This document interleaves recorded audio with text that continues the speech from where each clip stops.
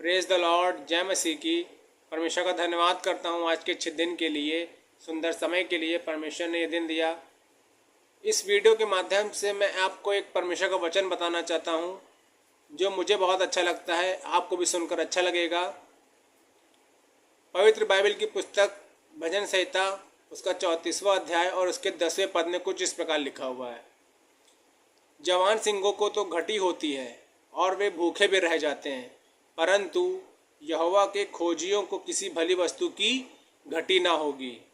परमेश्वर का धन्यवाद करता हूँ इस अच्छे वचन के लिए। जवान सिंहों को तो घटी होती है और वे भूखे भी रह जाते हैं, परंतु यहोवा के खोजियों को, परमेश्वर के मानने वालों को, परमेश्वर पर विश्वास करने वालों को, परमेश्वर के ढूंढने वालों को किसी भली वस्तु की घटी ना होगी। वो भूखे नहीं रहेंगे।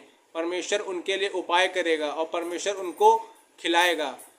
परमेश्वर के वचन से आप इस प्रकार से समझ सकते हैं।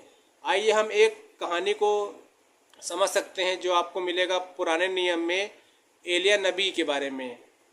इस कहानी को हम लोग सीखेंगे, पढ़ेंगे, जो आपको मिलेगा पहला राजा उसका 17वां अध्याय और उसकी 4थी आयत और 6ठी आयत में कुछ इस प्रकार लिखा होगा। हम लोग पढ़ेंगे 2री आयत से। तब यहोवा का यह वचन उसके पास पहुंचा, यहाँ से चलकर पूर्व की ओर जा और करीत नामक नाले में जो यरदन के पूर्व में है छिप जा। उसी नाले का पानी तू पिया कर, और मैंने कौवों को आज्ञा दी है कि तुझे खिलाएं। और 6ठी आयत में कुछ इस प्रकार लिखा हुआ है, और सवेरे और सांझ को कौवे उसके पास रोटी और मांस लाया करते थे और वह नाले का पानी पिया करता था। Praise the Lord. ये उस समय की बात है जब एलिया जिस देश में था वहाँ पे अकाल पड़ा था, वहाँ पे खाने को कुछ भी नहीं था। उस अकाल के समय में परमेश्वर ने एलिया के लिए उपाय किया।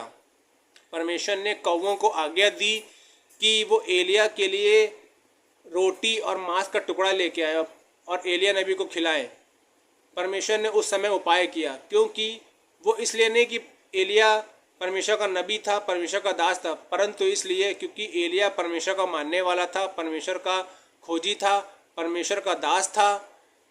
अगर आप भी परमेश्वर के खोजी होंगे, परमेश्वर को मानेंगे, परमेश्वर पर विश्वास करेंगे, और चांदी की नाई, वचन में लिखा है, अगर चांदी की नाई परमेश्वर को ढूंढेंगे तब परमेश्वर आपके लिए भी ऐसा ही करेगा।